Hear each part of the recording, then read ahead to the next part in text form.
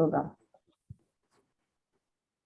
Okay, so my name is Mariam Suleiman, and I will be facilitating the panel discussion for this particular webinar, where our panelists will be discussing with us all about the application process and how to craft or how to submit a winning application, how to make your application stand out in order to get increase your chances of getting accepted into the Hansen Leadership Institute program.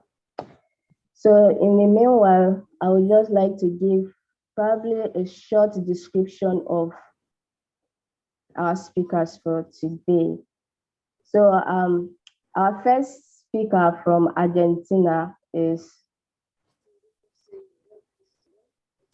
sorry, give me some minutes to get that up. So we have Rotem Oreg, who is in the house already. Rotem Oreg is from Israel, and he's a researcher, lecturer, social activist, and the founder and director of the Israeli Democratic Alliance, bringing together liberals from Israel and the US around mutual liberal values. I also have Kemal, who is in the house. He's from Turkmenistan and currently working as a United Nations volunteer at UNICEF in Cambodia as a communication officer. Before this role, he worked at UNICEF in Turkmenistan as a digital communication consultant for 2 years, supporting various public advocacy initiatives on children's and youth rights. He also served as a lead coordinator of the project Young Sustainable Development Goals, Ambassadors of Turkmenistan, and implemented several projects around this particular initiative or project. So Kemal, are you there? Rotem, are you there? You could just signify. Hi, everyone. Very happy to be here. So, as I said, my name is Kemal Gait Nazarov. I'm from Turkmenistan, but currently I'm connected from Cambodia. So very happy to be here and to see my fellows and other young people who are eager to apply for the Hansen Leadership Institute. So yeah, so basically the thing that we're going to do here is just sharing our experiences and giving some insights and tips. So very excited to be here. Awesome. Thank you so much, Kemal. Rotem, are you there?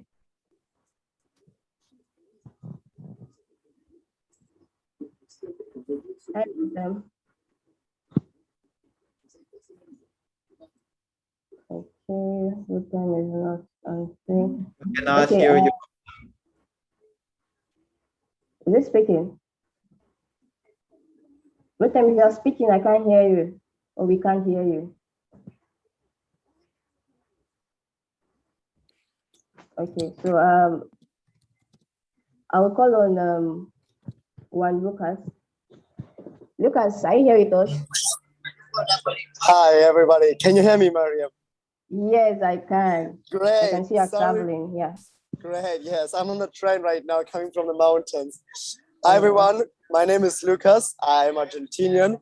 And it's very nice to meet so many young people that want to apply for Hansen Leadership. It's an amazing opportunity. So I do hope to help you with our experience of Kemal, Rotem, and other fellows that are here like Isabella to share our experience to help you how to apply.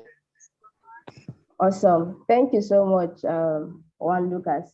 So, and then our last panel for today is Trisha Chola, who is the chairperson of Creating a Place for All. Is also a media practitioner, policy analyst, and inclusion activist who holds a bachelor's degree in social work from the University of Zambia.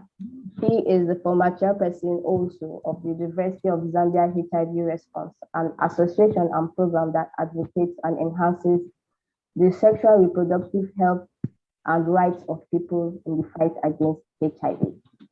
So, Trisha, are you here? Hello, Trisha.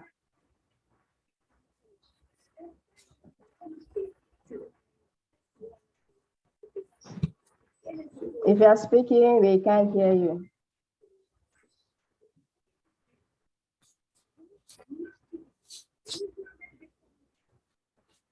Trisha, I actually can't find his name here. Okay, so let's get on to our panel discussion for today. So before we start that proper, I would just like to give you like a brief recap on or about what the Hansen Leadership Institute program is all about. So the Hansen Leadership Institute program is a 3 weeks intensive, fully funded program that takes place at the University of San Diego. It's actually being funded by the Hansen Leadership Institute at the University of San Diego. So yes, when you get accepted, you get to spend 3 weeks at the University of San Diego for the program on leadership. You have conflict international cooperation, conflict resolution international cooperation. You still have gender-related issues on politics as well. So basically what the program is trying to do is helping to improve people's leadership skills, that's one. Broadening your perspective on a global or international spectrum, and also helping to improve peace amongst nations, as we have international cooperation as well. So for the program, every year you have about 20 fellows who are selected all over the world from 20 different countries. And then you have 5 other fellows who will be selected from the United States of America. So making it 25 fellows every year.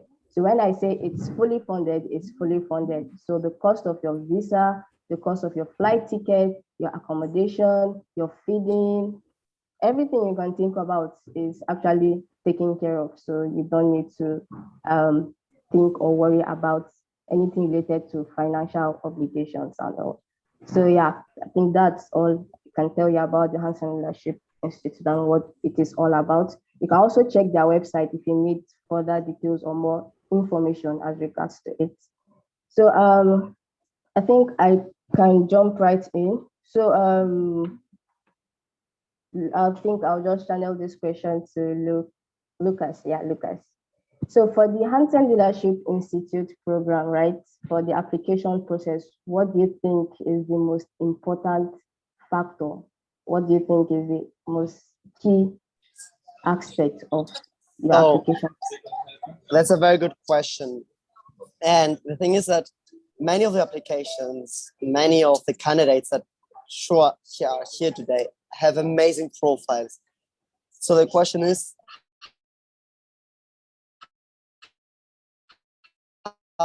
how to get selected?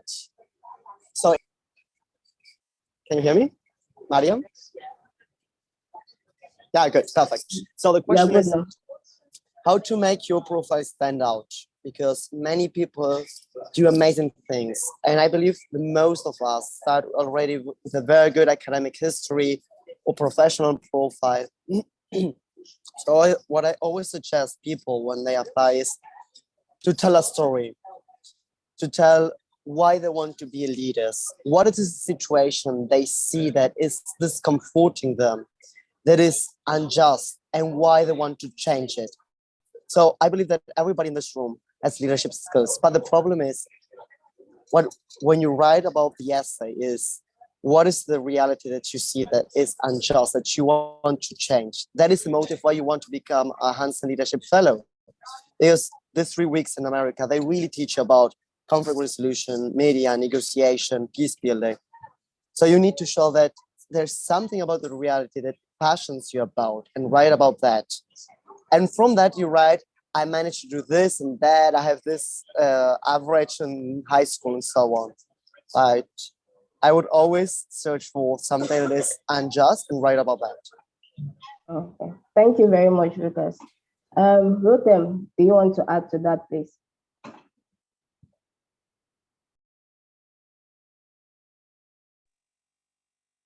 Rotem, are you here? Rotem hasn't spoken. I think his microphone. I think his microphone doesn't work. Okay, Kema, I think you can just go ahead then. Yeah, so basically two advices that I would like to highlight for the application process would be first, because the competition is super high and there are a lot of, as Lucas highlighted, that the young people are coming with different backgrounds.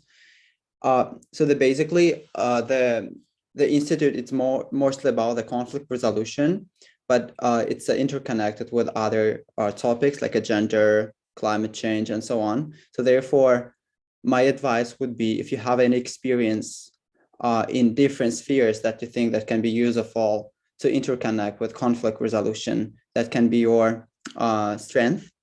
For example, if you are working in gender, so you can interlinkage it with conflict resolution and highlighting the role of women and girls in peace building. Or for example, if you are working, let's say, in agriculture or food security, so which is also directly connected with international relations and conflict resolution. So that could be your that can make your application stand out. And the other thing is to give concrete examples from your experience, not only general facts or general statistics or general things that everyone knows and that everyone can read on the internet, is to give something more personal and what you can bring to the institute, to be genuinely yourself and to put on the table the things that makes you really strive for building peace across the world. And of course, representation of the country is very important. What conflict resolution means to your specific country. So, and for example, if you're coming from the hotspot countries, I think the good point would be highlighting how you as a future decision maker can help to resolve some emerging issues between countries, as well as internal disputes or conflicts in your country as well. So that would be like a small advices from my side. So coming from Turkmenistan, as you know, we are bordering with Afghanistan. So therefore, in my essay question, I was mentioning that as a future leader, I would like to make contribution for making our region more sustainable and building peace in a neighboring country, as far as directly affects the sustainable development of the whole region as well. So I think that specific examples can be very useful and effective in your application process. Thank you.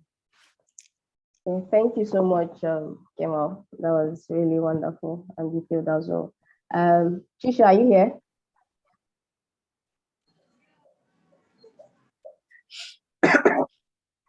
Okay, I think Trisha is not answering. Rotem. Yes, can you hear me now? Yes, we can. Awesome. Okay, great. So any specific? Okay, so anything specific I should be focusing on? Yeah, so let's streamline it to your leadership essay, right?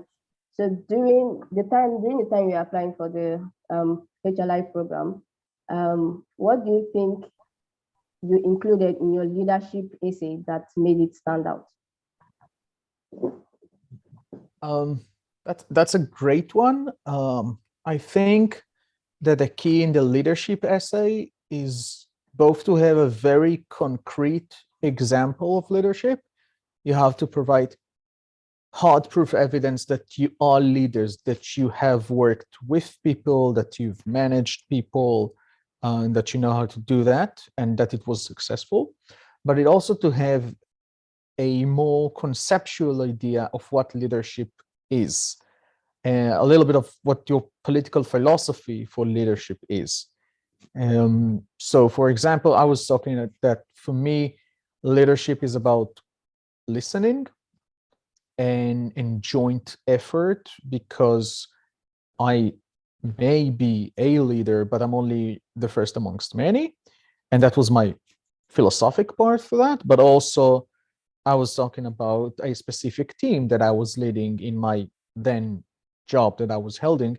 and that I had to work with the different people in it. So I think that those two components, the practical and the philosophical one, are just very important. Okay, thank you very much. So in summary, from like what our three speakers have just related just now, so they're trying to say, number one, I think you should be able to relate your passion and your experience and channel that into, for example, your leadership essay. So you should be able to give a concrete story that can be able to link that up. And then secondly, you should be able to show how you've been able to showcase your leadership skills in a particular project or initiative. So in essence, make sure you tell your story. Don't tell it. Show them how you've been able to do this, show them how you've been able to do that.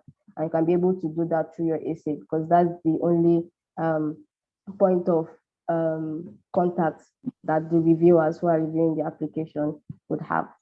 Thank you very much, Rotem, Kema, and Juan Lucas. So for the next question, I'm going to be channeling this one to, okay, I'll just start with Rotem as well. So there's a part where you are meant to mention like what you're going to be doing upon your return from the Hansen Leadership Institute program. So how do you think participants or prospective applicants for the program should tackle that particular question?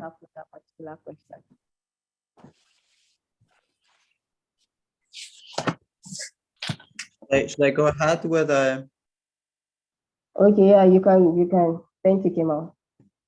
Okay, so for that question specifically, I think one of the major aims and the vision of the program is that to equip young leaders who will share their experiences with their fellows like back in their countries. So therefore, I think it's very important to mention that you intend to share your knowledge that you are planning to acquire during the fellowship with your community. So it's like a spillover effect that spreads to everyone because as far as the fellowship is also like paying attention to the geographical diversity, it wants to spread its values all over the world. So therefore, I think in your essay, it's very important to stress that you are planning and you are eager to share your knowledge with others. And of course, you have to do that because the diversity of the lectures that you're going to have, the program, the seminars with the high professionals, it's very unique experience. And so therefore, the main thing is to highlight your intention that you are planning to share your knowledge with others. Thank you so much, Kemal. And just a small point. The remark is that, and that can be through different kinds of activities, starting with awareness raising seminars among young people, or online workshops, or any other, if you have like volunteering in some youth centers or networks. So it can be different kind of examples. So the giving a concrete examples can be also good, so that you have a network in your university, or you have a network in some other like a youth organizations and so on. So where you have like already some platform where you can share your experience. Okay, thank you. That was very insightful, Kemal. Thanks a lot. Chisha, do you want to add to what Kemal has said? Thank you so much. I think I didn't get the question. So maybe if you could run me through. Okay, so the question is, I was asking Kemal, like, there's a part in your application that you're meant to mention what you intend to do or what your plans are from when you return from the Hansen Leadership Institute program. So I'd like you to shed more light on how prospective applicants can tackle that question. All right, great. Thank you so much. For those who just joined in, I am Chisha Chola. I am a fellow from Zambia, was part of the 2022 cohort. So good to be here to share the knowledge that at least I gained from the fellowship. So like Kemal mentioned, it's good to be more practical as you are giving out this information. They would want to know, of course, the reality or pragmatic examples that you would definitely do after gaining from this particular fellowship. Because remember, you just want to give this opportunity, this rare opportunity to someone that would just go there and not share the knowledge or not do something afterwards. So it would be good to just give out an example, practical example of what you would do after gaining the knowledge that you gain from the fellowship. I think that's what I can add on to what Kemal have said. Okay, thank you so much, Trisha. I think that was great enough. That was great. Thanks a lot. Okay, so my next question that I'm going to be asking is channel to us. So I've gotten a lot of questions, like some personal questions where people are saying they don't have any experience when it comes to like resolving conflict. So from your own experience, is it necessary to actually tell a story about like a huge conflict resolution? Let's say, for instance, a particular story about solving a conflict within communities or within countries, or just interpersonal relationship between two people that you just were able to solve. So like in that particular regards, what do you think is important? So do you think they should be thinking about a conflict story in which they solved that it was kind of really huge, like that of within communities or countries, or just within their space, their personal environment or surroundings. So yeah. So Chisha, I think you can start with that. Start with you. All right, thank you so much. So basically, it's not all about conflict on a larger scale. It could be conflict in with regards to, it could be a family situation, could be conflict among us, maybe your friends, conflict among us, maybe the group that you lead. It could be any conflict. I think what is very, very important as of now is they want to know how that conflict has affected you as a person. But also, it is very important to realize that conflict is a very, very big issue to look at, and if not taken pretty well, it might lead and escalate to a bigger thing. So you have to talk about the impact that conflict that you have encountered in your life, how it has affected you, it has affected the people around you, or even the community around you or the country. I remember in my essay, I talked about the conflict that we had at school. That is in university when students were rioting. It's not a conflict that would be compared to maybe what, for example, Russia and Ukraine is facing, but it still had an impact in my life because it affected me, it affected my life, it affected the people around me, and I gave that as an example. So what they really want to know is, of course, how conflict has definitely affected your life, or it has put an impact in your life, and how you can relate to you gaining the knowledge from the fellowship, and how you're going to utilize it back to obviously advocate for peace and mediation, and so on and so forth. So it shouldn't necessarily be something that is big. It should be even, and I'm pretty sure everyone has faced conflict in their life. You can't tell me that you're a person that has lived without conflict in your life. That is not very possible. So give all those examples that you've encountered in your life and how it has affected you. And all they want to know is how definitely that conflict has affected your life. And if you're a leader, and this is why I think they ask about what you've done in your community, I think that's what they want to look at. If you're a leader and how conflict has really affected you. Yeah. Awesome. Thank you so much, Trisha. That was wonderful. Kemal, do you want to add something?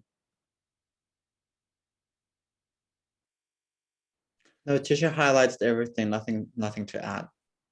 Awesome. What about you, Rutam?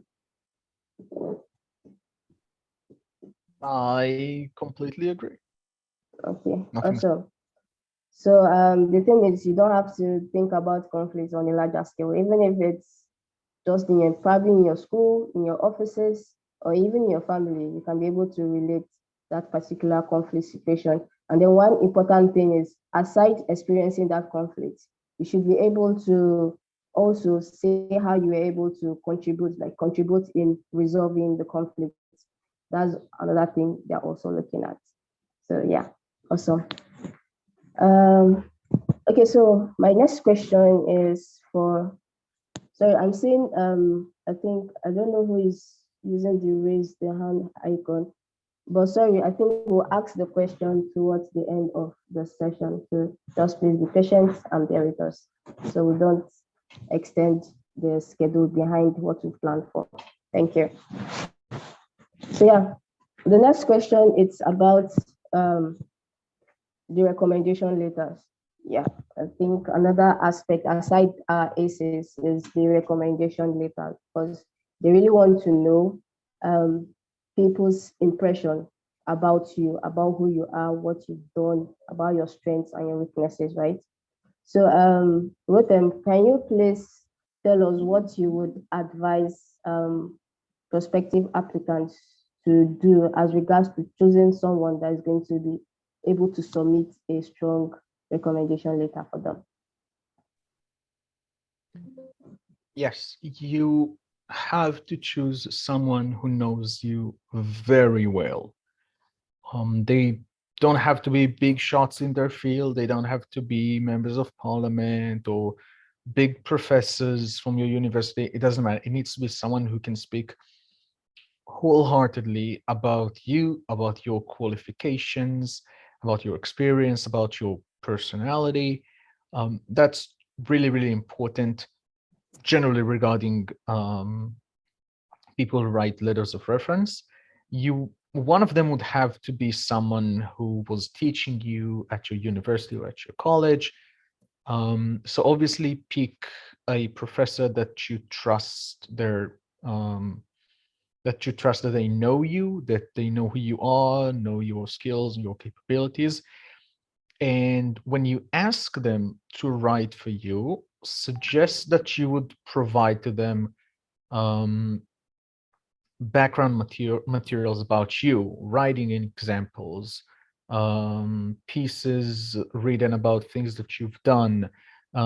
If they're fine with that, ask to sit with them and talk for about an hour about your activism and your background as leaders, so they would have more substantial material to write about than just this and that is a great student in my classes, he got an A+, I think he's a good choice.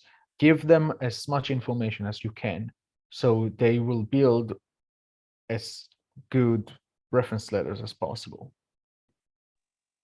Awesome. Thank you so much, Rotem. That was great. That was really insightful. Trisha, do you want to add something?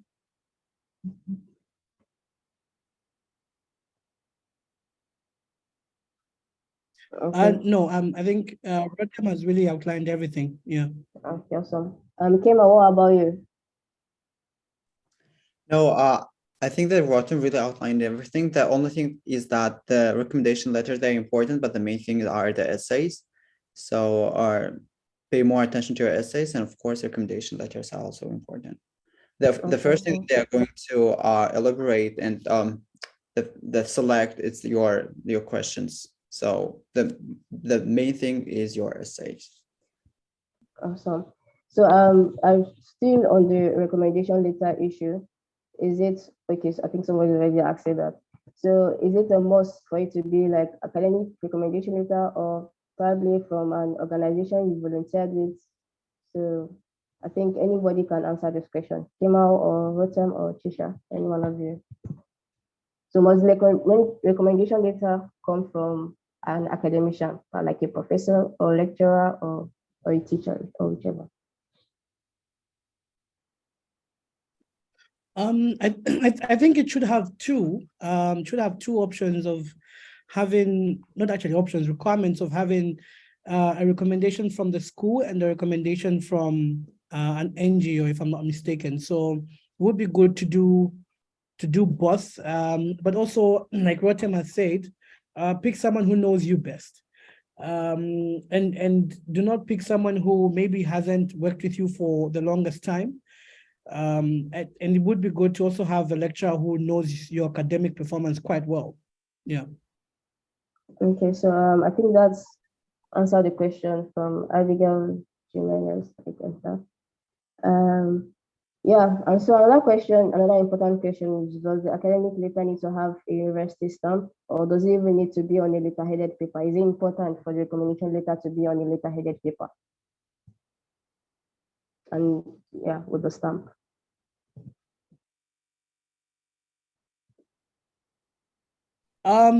Correct me if I'm wrong, but I don't think I didn't see my recommendation from my referrals, because I think they sent something directly to them, Yeah. and I didn't access that. So I think the referrals, if you have tipped them about what you want to apply for, if you've explained what Hansen is all about and the fellowship, I think they should receive the questions and whatever information that is needed for them to recommend you for the fellowship.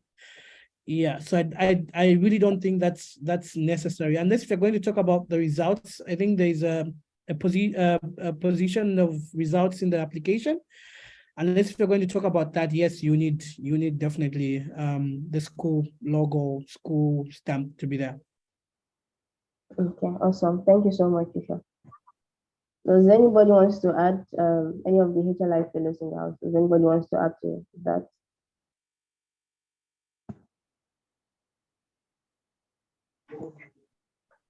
Hello, everybody. Am I audible to you Hello. guys? Hello. Hello, hi. Hi. My name is Moeed Iqbal and I am from Pakistan. My question is, how many candidates do they select from each country, like one or more than one? Could you please elaborate it? Okay, Rotem, do you want to answer that? They pick one from each country besides the United States, which have 5 applicants, and they make the cohort very diverse globally. So you'd have a couple of countries from each region represented in the cohort. Thank you very much. Okay, thank you. You're welcome. Can I just add something there? Yes, please, you can. Yes, so actually, yes, like what Rotem said, they only choose one fellow per country, but remember, it's only 21 countries that have to be selected. So it's very competitive. You have to make your country and your essay outstanding. Remember, from 196 countries all over the world, they only choose 21 countries to come through together at Hansen. So you really need to definitely make an outstanding essay. If possible, I think, let me also mention this, if possible, please ensure that you can give a second party to go through your essays, just to also correct the English. Sometimes two heads are better, not sometimes, every time, two heads are better than one. So also have someone to go through your essay, to correct the English, to read through if it's making sense. That would be very good. Because remember, 21 countries, and you have to be very outstanding to be picked. Yeah. Exactly, Trisha. Thank you very much for that. Okay, I think there's another question. Is there a particular GPA that I should have? Kemal, do you want to take that? I was typing something to the chat, so I missed the question. Could you please repeat that again? So the question is there a particular GPA an applicant should have in order to be selected for the program? No, I think there is no like particular standards or GPA that they're expecting from fellows. That's the information that I have. Maybe Rotem or Chisha. I think no, there is no any like a certain grade or any GPA that is fixed. Okay, thank you so much, Kemal. Rotem, do you want to add to that as well? Yeah, they don't really care about GPAs, and they don't ask you to make a TOEFL or something. They doesn't matter. Okay, awesome. Thank you. So there were some couple of questions about the countries and geographical diversity. So basically, if you go to the official website of the institute, you can find an interactive map where you can see how many fellows were represented from your country. So you can just click there and you see how many fellows, for example, from Russia or from Ghana and everything. And also, if you go to the fellows section, you can see the short bios. And usually when I apply to the like similar kind of the fellowship, I always go there to double check what are the profiles of the applicants, were they applicants from Turkmenistan? So therefore you can also double check in the fellow section and read their bios. Okay, thank you a lot, Kemal, for sharing that as well. Thanks. So another question that I see keep coming up is about still on the letter of recommendation, that can it be from a teammate? I think one thing about the letter of recommendation, it will also be good, I think, like from my own personal experiences and all, even so it's be good if whoever is recommending you, in order to ensure that the letter is credible and all, it will be good if it's on the letter-headed paper. And yeah, that also is something that I feel it will increase the credibility of the recommendation letter. So as for the teammates, I'm not sure if it's okay for your teammates to recommend you. Instead of your teammates, you could actually request that from the supervisor, from your supervisor. I think your supervisor of the particular project or the initiative you worked on can be able to help with that as well. So try doing that. Thank you. Okay, so I think another question that I would like us to tackle, like I would like the panelists to tackle, is the issue of the video, the 2 minutes video. Is it 2 or 3 minutes video? I'm not sure. So what is your advice for the applicants regarding the 2 minutes video that's supposed to submit? The 3 minutes is 3 minutes, the 3 minutes video that means submit. So Kemal, do you want to go first? Sorry, I was again replying to the messages. I'm trying just to simultaneously. Okay, so I was asking, like, what's your advice regarding the 3 minutes video that applicants are meant to submit? So the advice for the 2 minutes video is first of all, to pay attention to the technical part so that you have your clear face. So there is no like voice is clearly so they can understand what you are saying, because if the technical part is not taken into consideration, there is no sense to continue the video itself, right? So therefore, just pay attention to the light, pay attention to the sound, to the technical part, and be yourself. If you like gesturing, gesture, smile, because that is the thing that the institute is really pays attention. So they don't want to be like all academics with like a PhDs and doctors and everything, right? So they want to make it very inclusive, very tolerant, very diverse. So therefore, don't hide your emotions, show your colors, be yourself, because after all, we are all humans. Yes, the topics are very serious, the conflict and everything is very important, but my advice would be to add your personal colors, and that is the thing that I think can grab the attention of a committee. Okay, thank you so much, Kemal. Lucas, if you're here, can you add to that? Yes, I believe that one should think about also to say something impactful, not something that is hard or shocking, but maybe an anecdote, a story that tells something about yourself. Sorry, can you hear me? So something that is about yourself, a storytelling. As Kemal said, not your academic background, nor your professional background, but something that motivates you.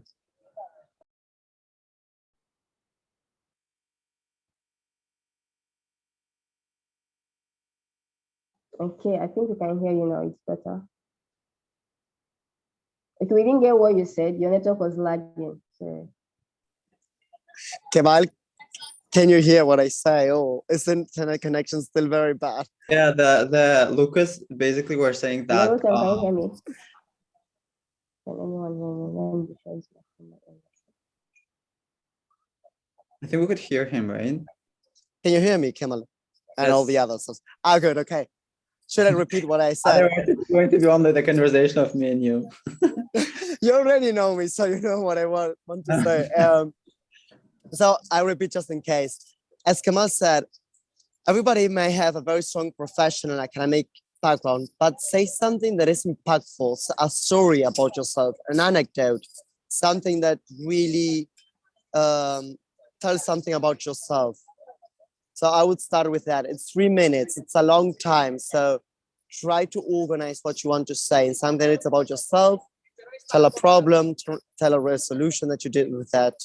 So you have all the technical sides covered. Okay, thank you, Lucas. So in summary, try to be yourself and try to be technical, right? Like for instance, you can actually, that's where you need to show them who you are, like who you really are, aside from the whole paper and writing. So that's an opportunity to show them your passion. And if you have any problem, just as Lucas have said, try to share that problem and how you were able to solve that particular problem. And yeah, anything fun or exciting about you. If you love soccer, because like Kemal mentioned earlier, I love someone who is really diverse and really engaging. So try to show them what you do for fun or anything that is exciting for you. So try to share that as well. So that's an opportunity to share that. I think there's also a part in your application where you'll be able to share your extracurricular activities. So try to also share something as regards to that. Okay, thank you. There are quite a lot of people raising up their Mariam, hands. So I will start. would you like us to go question by question, answering very quick, like the very, very simple questions, just to provide the answers for the people? Okay, yeah. Perfect. I think we've been doing For example, that actually. So there was one there's very yes, say. Yeah, go on. Which one did you say? So there's one that is it from Noel? Is it a recommendation that you should be in a leadership position to apply? So I'm going to quote here a phrase of the movie The Two Popes that is very interesting, that says, one characteristic of a leader is not to want to be a leader. So I believe that you don't need to be in a leadership position or say that you are a leader, but show that you want to lead in a problem, that you see that it's something that is unjust, unfair, and you want to find a solution in that. That's for me a leadership skill. So you explain first, what is leadership for you? And as Rotem said, for him, it's listening. For me, it's taking action, like without asking permission, just take action. So you don't need to be in a leadership position, but show there's a problem. You want to find a solution for that. Okay. Thank you so much, Rotem. And I think there is also a question that please elaborate on the interview after you've been chosen. Okay, that's the question now. Can any one of you can actually answer this question? Or before we do that, let's tackle the other one before the interview part. So there's a question, does the committee appreciate it if one is apolitical in their approach towards answering the question? I really am not sure by what you mean by apolitical. Engineer Muhammad Huzaifa. If I just can intervene and say that there is no any I would say the institute itself is super neutral, so it doesn't take any part like in any part of the conflicts, like international conflicts, because it's not the aim of the fellowship. So the aim of the fellowship is to find the consensus and teach us how to meditate, how to negotiate parts. So therefore, there is no any political angle of the fellowship. So yeah, it's not about like taking one side. It's not about the politics. It's about building peace. Okay. I think that's, thank you so much, Kemal. I think that answers your question, Engineer Mohammed. Okay. The other question is, which section of application is more considerable in the application? I think we already discussed about that, which is the essay. Your essay, Yes. your essay, your essay. And for that to adding, write it personal.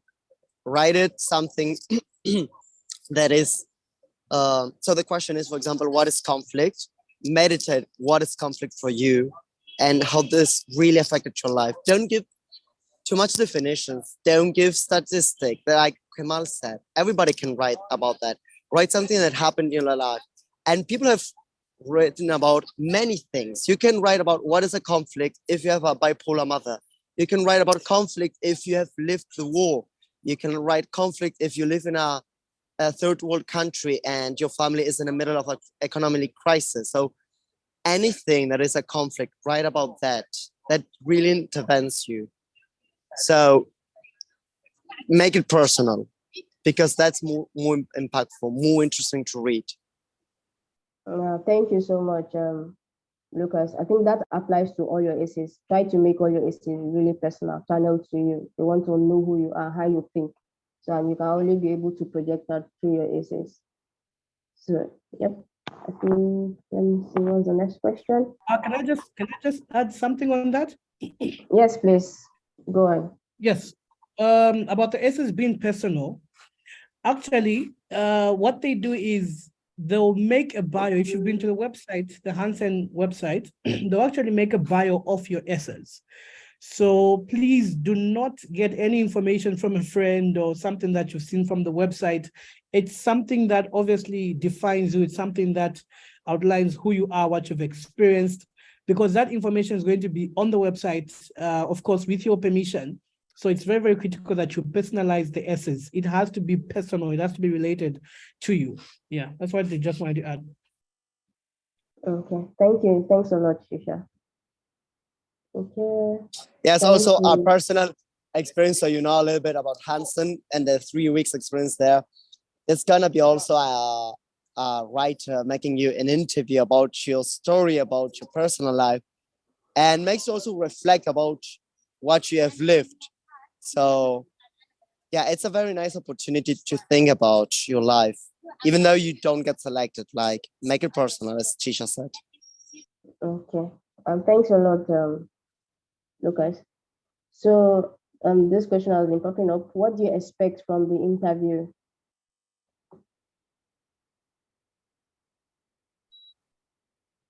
I think the interview part is much more easier. So the being shortlisted is the main part to be selected for the fellowship. So in the interview part, actually, the things they are going to ask questions extracted from your essays. So if they can stress on certain points that you have highlighted there, but in general, they are not going to test your knowledge on international relations, or they are not going to ask you when was the French Revolution, right? So it's more about yourself. So if you are truly engaged in leadership and conflict resolution, so it's not a big, I would say, problem. So I think interviews is a very, very easy part of the process. At least for me, it was. Thank you, Kemal. Does anybody want to add to that? Yeah, Okay. I can add something. So initially, the purpose of the interview is just to hear if you can communicate in English. Basically, that's it. Because remember, you're coming into a place where the people coming from different cultures, different backgrounds, they just want to also confirm your English. But of course, through that, they're asking you about your essays, they're asking you about some parts of what you've written in your essays and maybe how you did it and stuff like that. But basically, it's just they just want to, if you've passed through the essays, just start packing. Just start packing and get ready for Hansen. But basically, the interviews are the easiest. Yeah. Thank you so much, Trisha. Mariam, Rotem. Ah, Yeah, yes, go no, on. I was about to say to read some questions if you want, Yeah, okay. as you wish. If you also Rotem wants to speak, no problem. Okay, welcome. Do you want to add anything? Or we can go ahead with the question. Okay, so the next question is, could you tell how did the program change you, your approach to leadership, and what you did after the program? I can go ahead. Okay, yes, please do. You go. I see that Lucas turned on his microphone, but okay, I will go first. Oh no, first the handsome ones. Go. Thank you, I know that. So the thing is that after the fellowship, so the fellowship is very, so now, if I'm not wrong, so the fellowship itself is ranked as one of the best fellowships around the world. So there are some rankings. We have to just check it out so I don't misinform you. So it's like ranked as one of the top best fellowships in United States. So therefore, having an experience participating in the Hansen is a huge plus and huge highlight for your CV whenever you apply, because it's a Hansen, it's a University of San Diego, it's a United States of America. So everything, all the best things are accumulated there. So after the fellowship, I applied for the UNICEF position here so basically, I applied before, but I had an interview with the UNICEF after the fellowship. So therefore I highlighted that I have participated there. And now still, whenever I'm applying to other programs, like international programs, I always highlight the Hansen Institute, because as I said, it's intersectoral. So as I'm working not only on the conflict resolution, but I'm also interested in climate change and gender studies. So as both topics are also included in the Hansen, so you can always adopt the information that you participate in the fellowship in other programs where you're applying. So you can always interlink it. So therefore, it's another experience that will give you an opportunity to apply to other programs and get selected. Awesome. Thank you, Kemal. Lucas. Yes, I will go more on the human side level of in what did Hansen leadership change. Maybe not only me, but many of our colleagues. It's a very human experience, even though it's one of the top 10 programs in the entire world. I believe that what makes it so special is that living 3 weeks with 20 different nationalities makes it an amazing experience. And what is respect, what is intercultural awareness, and getting to know people who live different conflict situations. The entire experience makes you more empathic in very micro level gestures of understanding that everybody has different way of living lives. And that was the most nurturing part for me in the experience of getting to know people that have very different backgrounds and how to be respectful with that and trying to understand the other one. And we had very difficult situations of debates, of classes that if some of you will get selected, you will see it's very harsh also for 3 weeks. And trying to be very subtle in those situations is very important. So I believe that it made me grow as a human being in how to understand different realities and be empathic and also tolerant to others. Thank you so much, Lucas. Rotem and Kisha, okay. Oh yeah. But also just before I answer, I think I've seen some hands that have been up for the longest time. I think there's some hands from Fatma and Muhammad. But yeah, so the fellowship for me was ish. It was a blessing to attend the fellowship. First of all, as a leader who's been keen on public speaking, there is a session about public speaking and how you can perfect your speaking skills, and that I think was my favorite.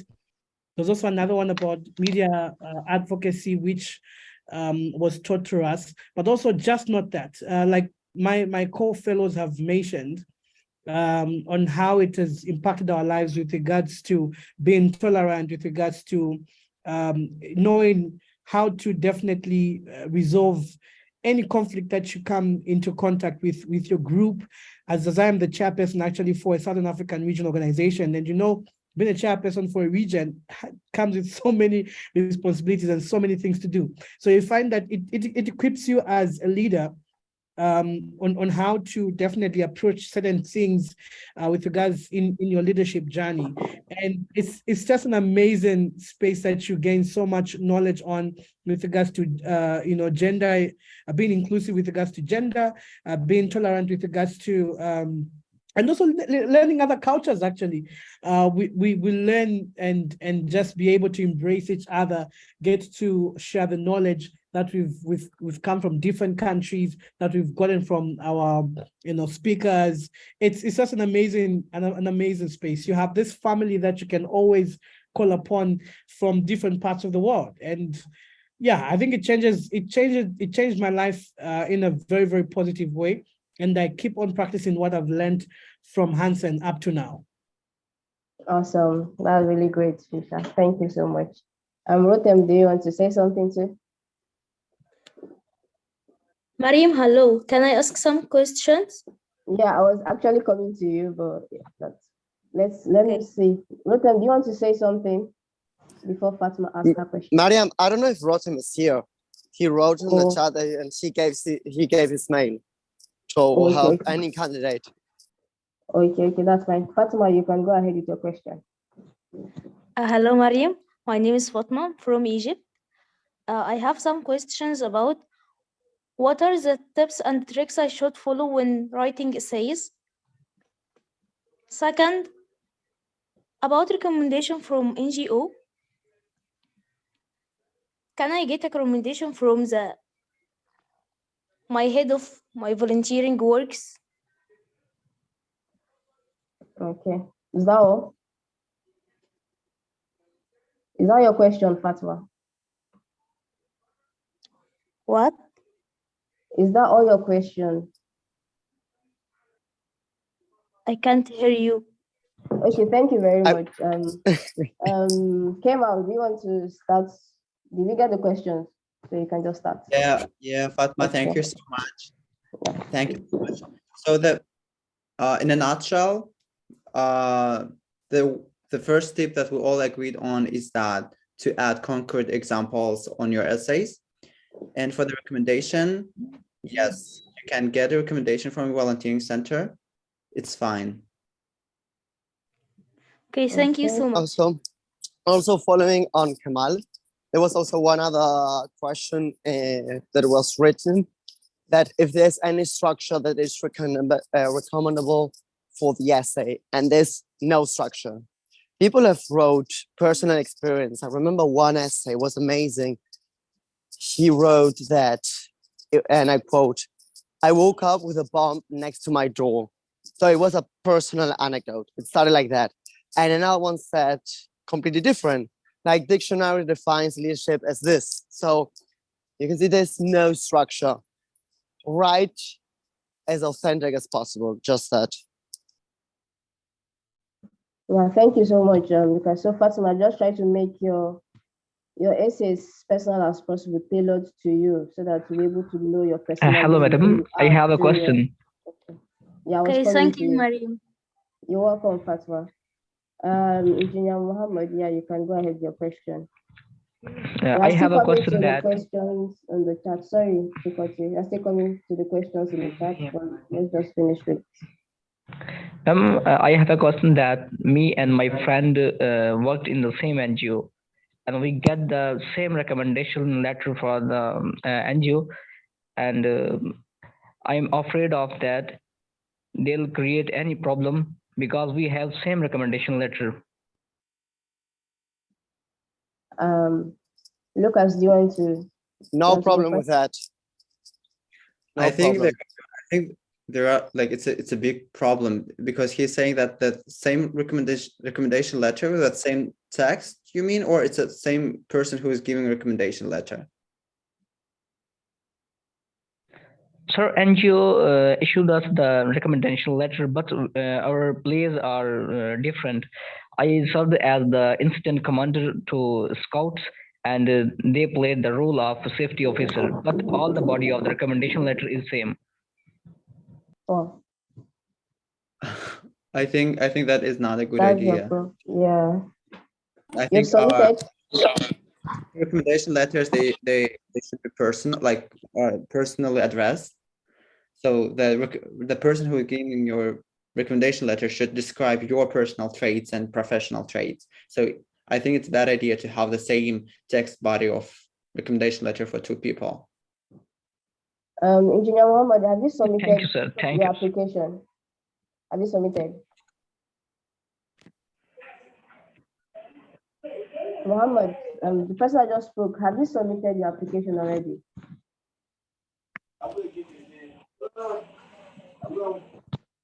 It's not answering.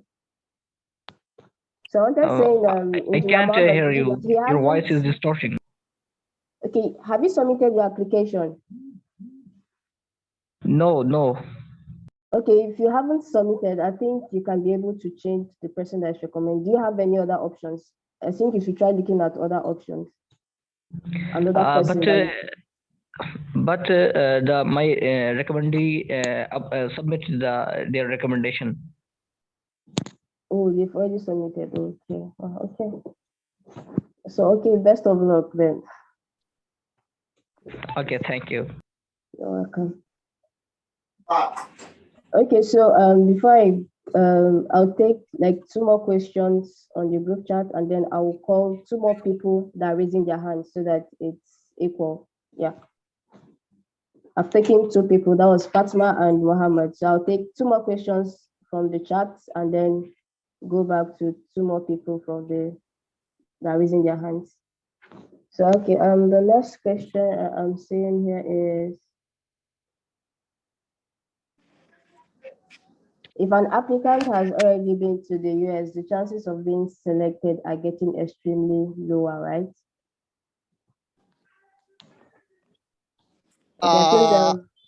There are some candidates that have been in many congresses and many different application systems, and they've traveled to US and there was no disadvantages. I mean, if they have the same profile, same academic background and leadership skills, and one didn't leave the country ever, I believe that they will give some support to that candidate. But having already traveled to US doesn't change much of the application system. Can I just add my personal experience to that point, because I think that question was addressed 2 times, like from 2 different people. So is that before coming to the San Diego, I was already in US. So in the New York, I was participating in one of the conferences in the United Nations as a young representative. So if you have been in US for also like you have been participating in such kind of the seminars or conferences that can also be the strength for your application, I think it won't anyhow like decrease your chance to get selected. Okay, thank you so much, Kemal. So I think in any case, it should actually increase your chance instead of like lowering it, right? Yeah. Okay, so the second question, let's see. Mariam, there was one question that was very compelling and very personal. I don't remember who wrote it, but it was, if there are some topics that are very sensible that the government could react if someone writes about that in an essay, if they should write it or not, or if they could write an essay, don't show this information to the public. I believe that many of the applicants have wrote about very sensible topics and they're not shown if the candidate doesn't want to. So, and it's not my situation from my government, but other people have lived that they've written about very sensible topics and they were not published. So you can write about anything and we'll respect it. Thank you so much, Lucas, for tackling that. Okay, so I'll call in two more people from those raising their hands. Michael, I think you can speak up. Good evening, everyone. Thank you so much, Miriam, and other fellows on this call. My question is, I just want to come out to throw more emphasis on, because I really have I had experience on climate-related issues. So when he made mention that the programs also features climate-related issues, so I was like, okay, possibly if you could share experience from climate-related issues and how I can channel it also in my essay writing. Okay, Kemal.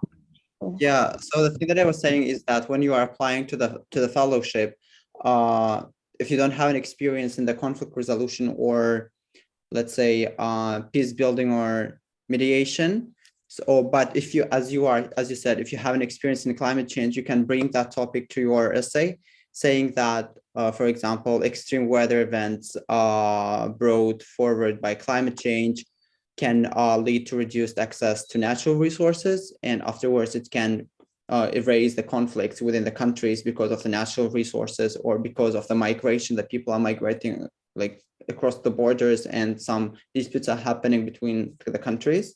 So I was saying that from that angle, so you can bring your experiences from your own expertise and interlink it with conflict resolution. Yeah, let me just add something there. So initially, I'm coming from a background of health equity, and I actually that in my essay. So basically, I think my both questions, if I'm not mistaken, tackled on health equity. I only talked about conflict resolution and how it impacted me. And this is why, like I mentioned earlier on, they just want to know if you are a leader, first of all, and if you've got leadership skills. And also the other thing is if you have come into contact with conflict. So that's the only thing. The people who are coming from different backgrounds in our cohort, I came from health equity, like Kamal has mentioned, is more focused on climate action. We also had fellows who are coming from on a low background, other fellows who are coming from curriculum education. So it's every area that you are interested in, but as long as you're a leader and you've come into conflict and you are able to articulate how that conflict has impacted your life. Awesome, thank you so much, Trisha. I guess that answers your question, Michael. So it doesn't matter whichever background you come from, just try to relate your background to conflict, international cooperation, basically all the things that the Hansen Leadership Institute program stands for, and you'll be good. Okay, so I'm going to pick one more person. There's Priscilla Namike. I hope I pronounced that correctly. Yeah, it's Priscilla Nyamiche. Hi, everyone. Hello, Priscilla. Yeah, so my question is, I requested for a recommendation letter for my NGO, and the founder of the NGO provided the recommendation, but then she was also interested in applying. And then I want to ask if that will affect my application. So I'm actually applying with the founder of my NGO. Trisha, do you want to take that question, or should I take it? That's a very interesting question. Well, I think the best response I can give to that is, yeah, just continue applying. I don't think it's an issue. Just continue applying, and I think this is why it's best to always have someone who's going to recommend you, who's above a certain edge, and that is way beyond the criteria or the selection opportunities of the same fellowship that you're applying for. I think it's a very tricky one, but just keep on pushing. I think some applications are the ones that are actually successful. Trust me. I think we had a discussion with fellows on discussing, the challenges they had with applying, and you find that some actually submitted a minute before deadline, others made mistakes. Trust me, whatever that you're going applying, and it shall be well.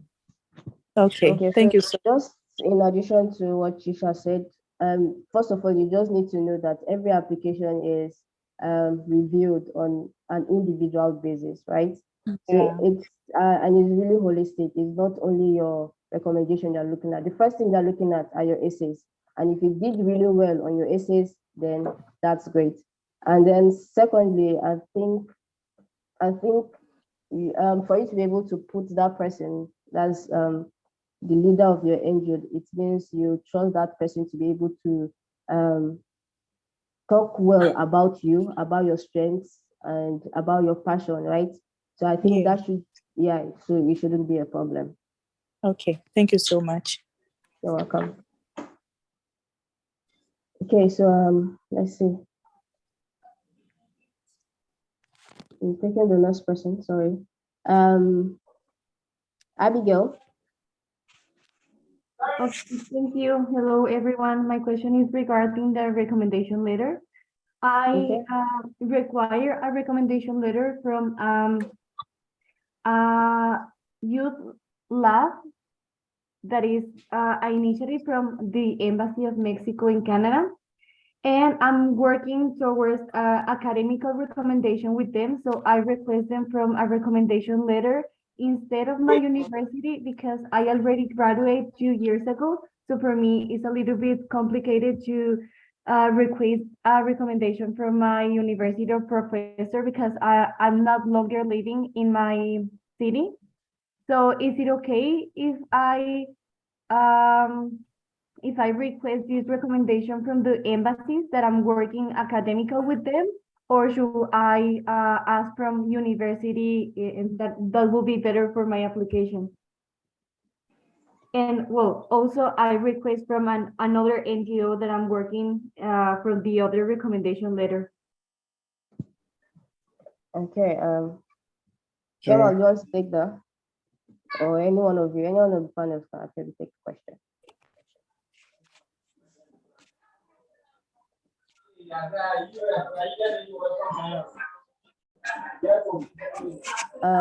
Alphonse, please, can you mute yourself? I would call you shortly, please. Thank you. Kemal, Lucas, any idea on how to go about the question that was just asked by Abigail? Just run me through the question again. Sorry, I was responding to a question. Okay, so I think she was asking that is it okay for her to, for the academic recommendation letter, is it okay for her to use the one from the organization where she's currently working, although it's an academic environment as well, because her institution, she finished from her university about 2 years ago, and she no longer lives in the country as well. So it's really difficult, according to her, to get recommendation from any of the lecturers or professors. So is it okay for her to use the recommendation letter from the academic institution she's working in or volunteering? I'm not sure which one. But yeah, that's the question. I think yes, you can go ahead. Though I think it would be good to actually get a recommendation from the actual institution. The thing is, the reason why they get from the two separate institutions, that's the academic and the NGO, is because they want to understand if you'll be able to comprehend the stuff that you learn that side. Because remember, these are sessions that I remember our sessions were quite intensive, but of course, in as much as they were intensive, they were very okay and easy to learn and understand. So I just want to know if you're able to, then that's the perspective from the lecturer or someone who has actually taught you, if you're able to understand, and also how you fare in your academic performance per se. So I think it would still stand, despite I think having from an actual institution, academic institution, would be good, but you can still use it, I guess, unless if others want to add something to that. Okay, thank you. Thank you so much, Isha. Thanks a lot. Okay, so Alphonse, your question.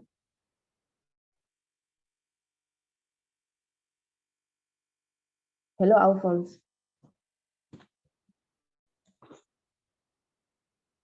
Is Alphonse there? Hello, are you getting me?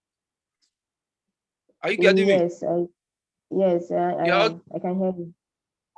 My question is, okay, I'm Alfonso from West Africa, Liberia, to be specific. Yeah, okay. My question is pertaining is concerning the transcript part of the application. Within the application, they are requesting for our university transcripts. And I want to know, I saw that they said you should be having a 2-year, you should be within,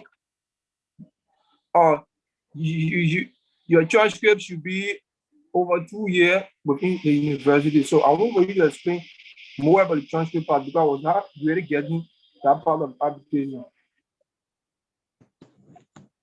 Okay. Does anybody want to take that, or should I go ahead? You can go ahead. Go ahead, yeah. Oh, okay. So what they mean is that for the transcript, like I think one of the requirements is you should be in the university for at least 2 years, right? So that means if you're only in your first year of university, you are probably not qualified. Yeah.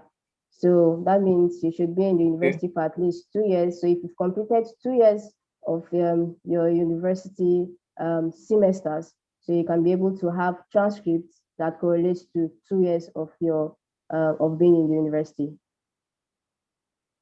Do you get that? Oh, okay. Okay, Yeah. thank you. You're welcome. Yeah, and I saw a question. I think I already answered that in the group chat. Yeah, if you're a graduate, a recent graduate, you can apply as well. Even if you're in final year, you can apply as well. I think I applied when I was in my final year. So that's good. Someone is asking, do you think I can apply even though I'm 20 years old? Yes, I think the age range rather is 20 to 26, if I'm not mistaken. Right, Kemal? Or is it 20? Kemal? Yeah, Lucas, students or graduates must be between the age of 2026 at the start of the program. Awesome. 2026. So yes, if you are 20 years old, you can apply. And then, okay, I think that should be all the questions for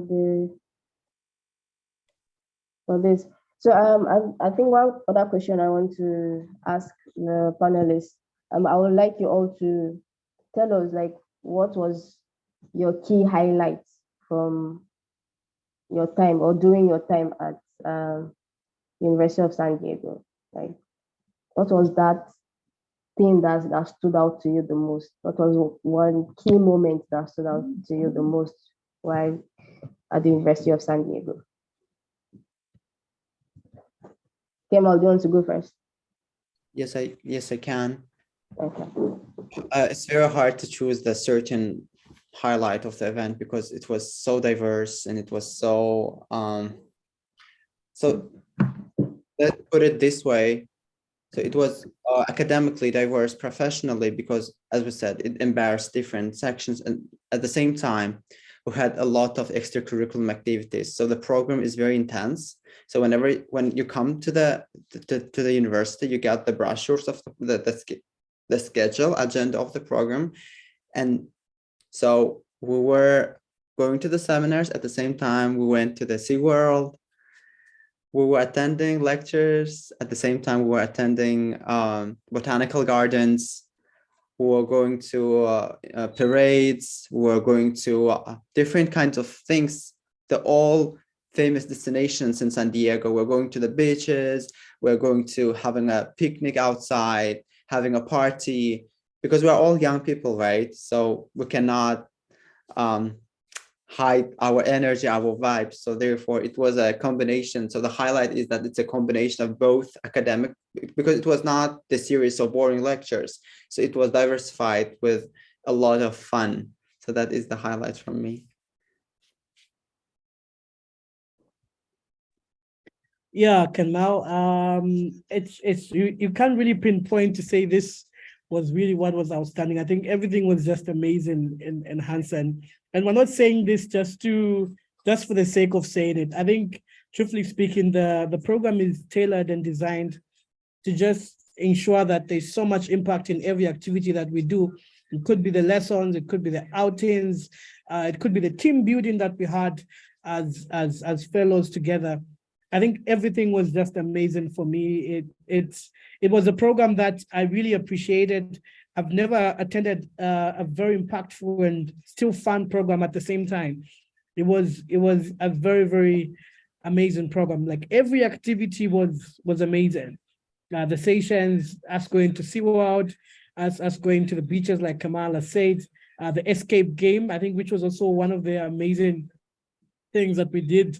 And also there was one activity we did at, I've just forgotten the name, maybe Kamal would remind me, the one where we went for some team building activity outdoor, jumping, crossing the lines. Yeah, it's called the course challenge.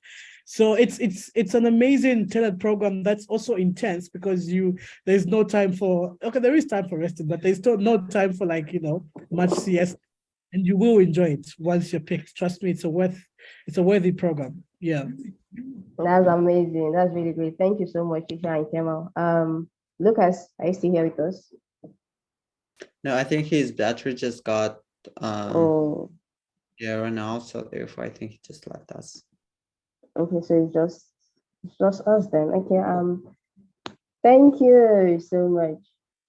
Thank you so much. The final remark from my side would be, if you are not even won't be selected, please don't give up, because in our section we had several fellows who got selected after third or even fifth time, I guess. I don't remember the number. So yeah. So therefore, if you are not selected, apply again and again. So yeah, never give up. Yeah, thank you so much, Kemal. Trisha, any final message? My final message is Hansen has really made me a very better person. I am really grateful for the opportunity, and I'm really hoping that, I know not everyone will be picked, but I'm hoping that most of you will be picked and you will definitely experience the Hansen life that obviously has, and trust me, like just Kimala said, if you're not selected this year, keep on trying. Keep on pushing, keep on perfecting your essays. Ask someone to help you out with the essays to review if it's amazing, if it's tailored to what we've discussed this evening or this morning for other people, I guess. But just try as many times as possible. It's an amazing program and you definitely appreciate it. Yeah. Okay, thank you so much, Trisha. Yeah, the Hansen Leadership Institute program is a very wonderful program, and the facilitators of the program that are very lovely, awesome people that would take care of you, like even before you get there. Like, so everything is taken care of, so you don't need to think or worry about anything. And then I think we need to stress this enough, like your essay is really important. And it is important for you to be aware that even those that have submitted, the applications are currently being reviewed right now. And one of the things that they are looking out for, they are really looking out for, are your essays. So make sure you put that much work to your essays. And if it is possible, make sure you look for someone that can help you proofread it. Very important. So thank you so much, everyone. I shared a link to the group. That's a YouTube link of at Ignite Research Academy. So if you want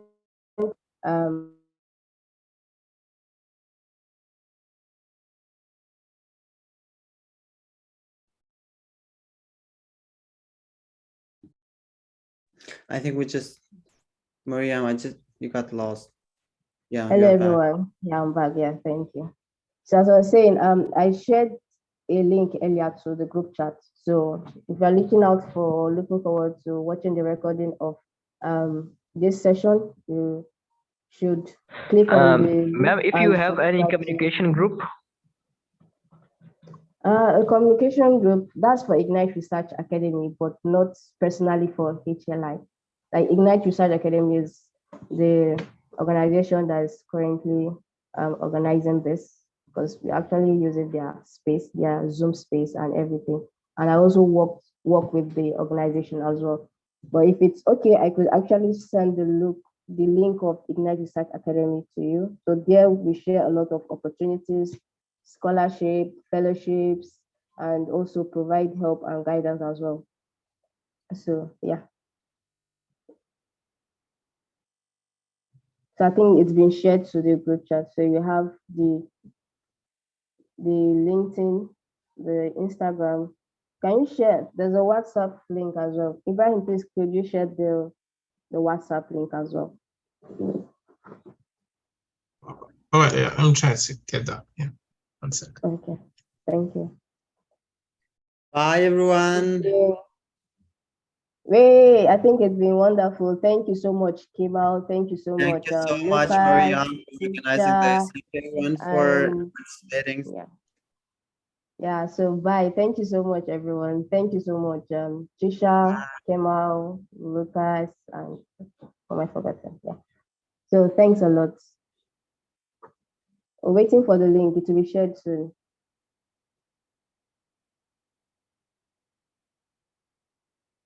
I hope the whole session and everything was really helpful to you all.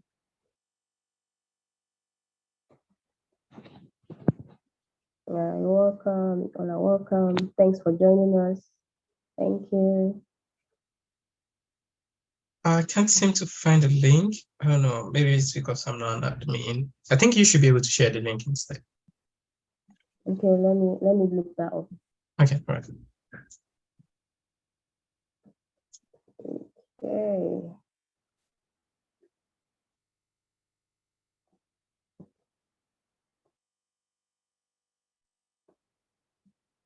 Mm-hmm.